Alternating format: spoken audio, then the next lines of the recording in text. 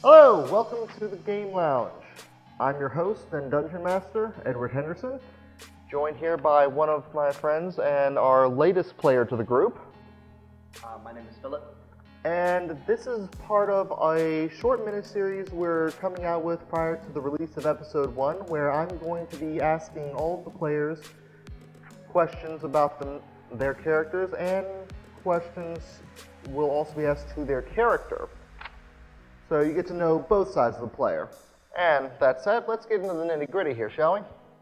Now, Philip, you play a character named Mason Strea, a black dragon-born paladin with a little bit of sorcerer mixed in there, correct? Right.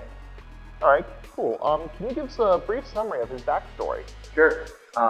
Mason is a black dragonborn who was born second oldest in a clutch of four to a single mother who was very young, didn't have many skills, and when she gave birth to them, as soon as the younglings were old enough to be away from their mother, she gave them up to the state.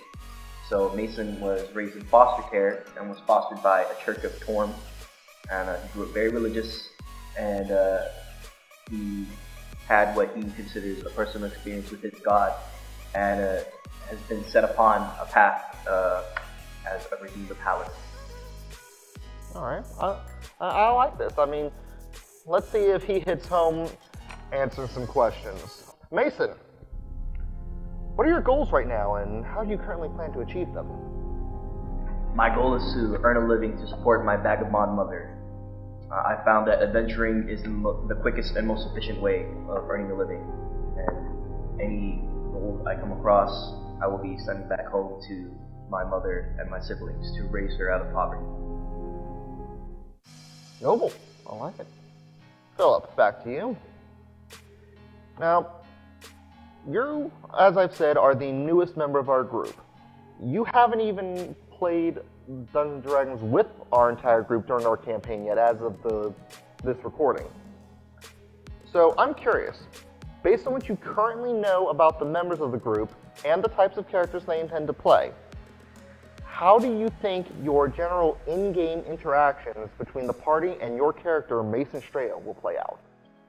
Well, I think it's important to note that myself and the character Mason are not the same, so I want him to mesh well with everyone else. So I will be working under the constraints of this character is going to mesh well with everyone else. I think the interaction will be fine, and I don't think he'll present much of controversy unless something very heavy comes up, very serious topics come up.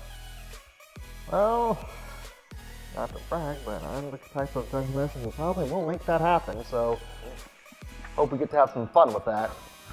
Now, this is going to be a question I'm sure a lot of our viewers will find interesting. Mason, as a paladin, you've sworn an oath prior to the streaming of our campaign. Could you recite that oath for us now, please? With one hand outstretched, your servant's voice thunders louder than a battle cry. No soul falls far from my reach. I surrender my life for you and our family, the world. One saved is two saved. One saved is the world saved. Where even the weakest embers of light burn in the darkest of hearts, my breath stokes and warms it into a heart. Deep stuff. Okay. So you are not at all goofing around with the role-playing aspect of your character, are you, Philip? No, definitely not. I think he's a serious character. I'm a more, playful player. It's good. Always nice to have, a legit role-playing in a role-playing game. Now, you've already read a lot about the party's campaign so far. What new or untapped elements do you believe that your character of Mason will bring to the table as you join them once we start streaming the campaign? I think Mason is going to bring a different perspective to things. From what I've read and heard, the campaign seems just wild. It seems like there's a lot of antics. That is the word several of our members have used to describe it. So this guy's more straight-laced, so I think he can be maybe a voice of reason to everyone else in the party. God willing. Well, let's hear some more from that voice of reason. Mason, when we start streaming the campaign, you'll be in Missport City. Being so far from your struggling family back in Fort Logdale City, How pressed will you be to get back to them, especially with the knowledge that a war is marching its way straight to Missport as we speak? My oath compels me to put aside my personal stressors. I must do what I can to stop the boulder where it rolls, than to beat it to the foot of the mountain. Cryptic, but I'm getting where you're coming from. Good to know there's someone who knows how to place his priorities on the team. Phillip, last question for you. In your own words, what would you say viewers can expect from yourself and the rest of the group as they watch our campaigns here on Roll Initiative?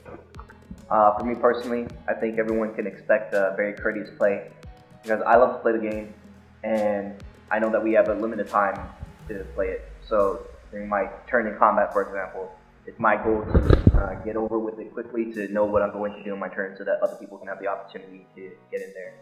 And from the group as a whole, I think everyone can expect to see a group of friends that enjoys playing with each other, because for my short time being with everyone here, it seems like it's a vibe. Cool. Last question for the interview, and of course this one is for Mason. Mason, what else would you like the viewers at home to know about yourself? I'm an idealist, but I am no fool. When lives are at stake, force will be escalated, but de-escalation will always be a priority. All right then. Everyone, that has been Phillip and his down-to-earth character, Mason Straya. You can see them and several of our other players on a regular basis as we film and give you Roll Initiative. The first episode is set to air on January 14th, 2018 at 1 p.m. Eastern. We'll see you then.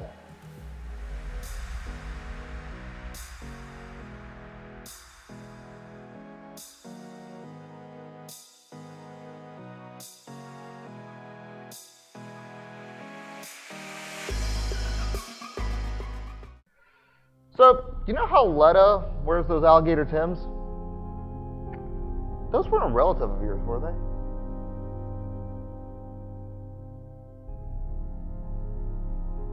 Speechless. Find out next time, folks.